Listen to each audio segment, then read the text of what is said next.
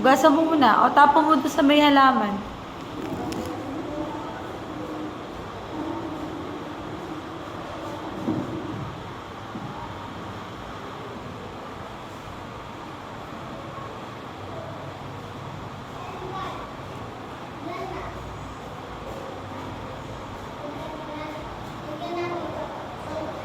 Mainit.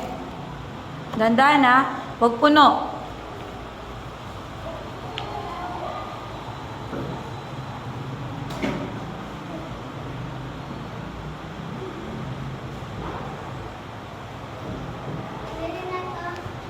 Thank you. Ito konti lang.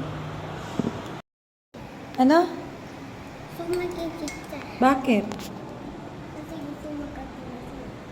Gusto mong katulad sa akin? Ano bang ginagawa ko? Nang dumi ng face mo.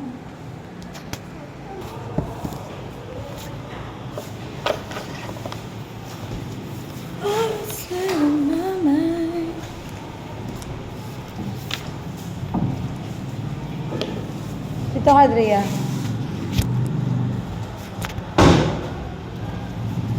Anong gusto mo? Ito maging teacher. Bakit? Kasi sumugot ko sa'yo. Ano bang ginagawa ko? Gumuga ng pag-ano ng bata. Gumagawa ng pag? Ano ng bata? Ano ng bata? Kaka. Gusto mo din maging ganito? Na? Yung gumagawa. Paano ka nakakagawa? Paano ko? Paano ka nakakalaki? Ano nakakalaki? Nakakalaki. Paano ko napapalaki to? Piniprint ni Mami ng malaki. Hindi ikaw. Ano? Ka nakakalaki? Anong paano ko nakakalaki? Nakakalaki. Paano ako naging teacher? Naging teacher si Mami kasi gusto ni Lola, teacher si Mami. Saan niya sinabi si Lola? Sinabi niya nung nag-aaral ako. Sabi niya, gusto ko maging teacher ka. Kaya naging teacher si Mami. Si Tita Lynn. Si Tita Lynn, gusto niyang mag-aral ng pinag-aralan niya. Ayaw niya mag-teacher. Bakit nag-ano siya? Saan papunta yung school? Sa papunta yung? School. Ba't mo kasi gusto mag-teacher? Gusto magka-teacher. Ano ba ginagawa ni Mami? Kumuha ng ano na bata. Di mo ba alam, mahirap maging teacher? Pero masaya naman. Tulad ngayon, Papunta dito. pagod si Mami. Nag-apply ako ng trabaho. Naghanap silang teacher na mabait, ako yung napili.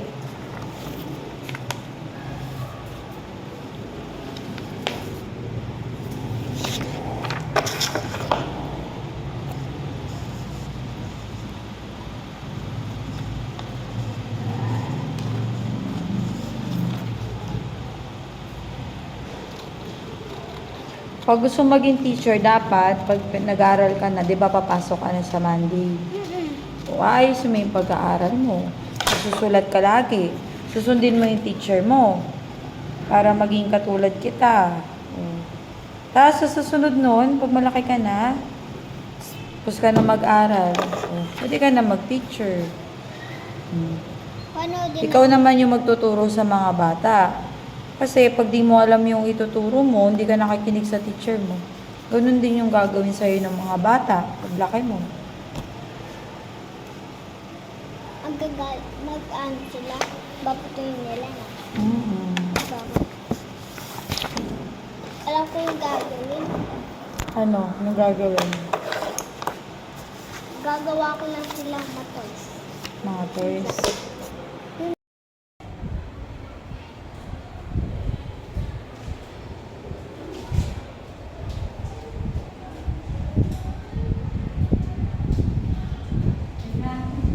Oo.